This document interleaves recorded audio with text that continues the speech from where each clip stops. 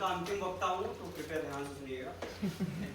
3, 2, 1। महोदय, नोबेल पुरस्कार विजेता अमर सेन ने कहा था, रोजगार मात्र आर्थिक शक्ति के लिए नहीं है, रोजगार सामाजिक एकजुटता एवं मानवीय गरिमा के लिए भी है। यहाँ पर विवाद इस बात का नहीं है कि हम उद्यमिता को सही ठहराएं या औपचारिक क्षेत्र को सही ठहराएं। विवाद इस बात का है कि हम किसको प्राथमिकता देंगे।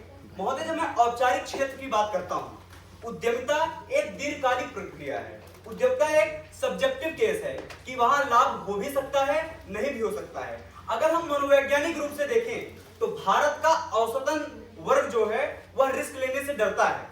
तो अगर हमें तत्काल रूप से बेरोजगारी दर को सुधारना है तो वहां पर हमें औपचारिक क्षेत्र को बढ़ावा देने की आवश्यकता है।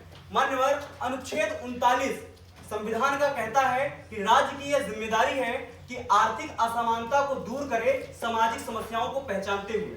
तो ये सरकार की एक जिम्मेदारी हो जाती है।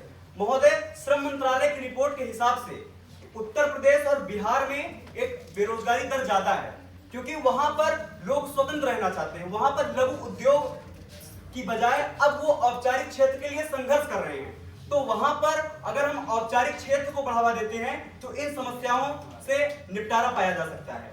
मान्यवर, जब औपचारिक क्षेत्र को हम बढ़ावा देंगे, हो सकता है किसी एक आदर्श समाज के लिए, किसी विकसित समाज के लिए उद्यमशीलता एक बेहतर उपयुक्त नियम हो, परंतु भारत जैसे देश में जहां पर निवेश करना एक भारी कदम हो सकता है, जहां पर निवेश करना एक बड़ी समस्या हो सकती है, उस समस्या का समाधान हमें पाना है तो उद्यमशीलता को नहीं, औपचारिक क्षेत्र को प्राथमिकता देने की आवश्यकता है।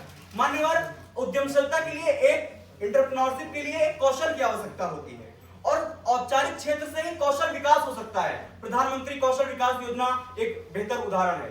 2005 का मनरेगा का उदाहरण मैं देना चाहूंगा कि जहां पर जिनके पास कौशल नहीं है उनकी भी रोजगारी की गारंटी सरकार लेता है। महोदय, जब इसके विपक्ष की ओर आए, हम एंटरप्रेन्योरशिप की बात कर रहे हैं।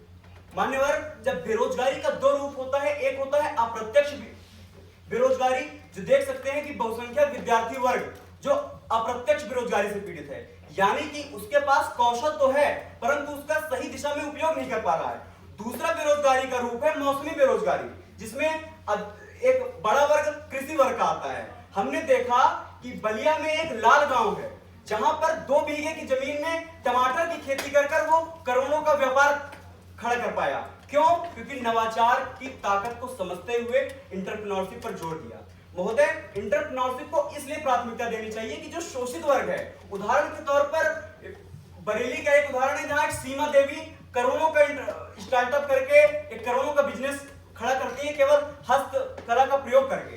तो जो समाज का शोषित वर्ग है, जिसके पास उतना कौशल नहीं है जितने कौशल की आवश्यकता है, उसके लिए एंटरप्रेन्योरशिप एक बड़ा कदम हो सकता है। महोदय, 2017 के LASI और UN की रिपोर्ट के हिसाब से 2050 तक भारत में वृद्धों की जनसंख्या अधिक हो जाएगी। वर्तमान में भारत में एक बड़ा वर्ग 65% वर्ग युवाओं का वर्ग है। तो हमें अपने इकोनॉमी के साथ, अगर 2047 तक विकसित भारत की हम कल्पना करते हैं, तो अपने इकोनॉमी के साथ एक रिस्क लेने की आवश्यकता है और उद्यमशीलता और स्टार्टअप को बढ़ावा देने की आवश्यकता है। महोदय, देखा गया है कि जैसे अटल इनोवेशन, हर विद्यालयों में अटल टिंकरिंग लैब बनाया जाए, जिससे नवाचारिता को एक प्रकार से प्राथमिकता दी जाए।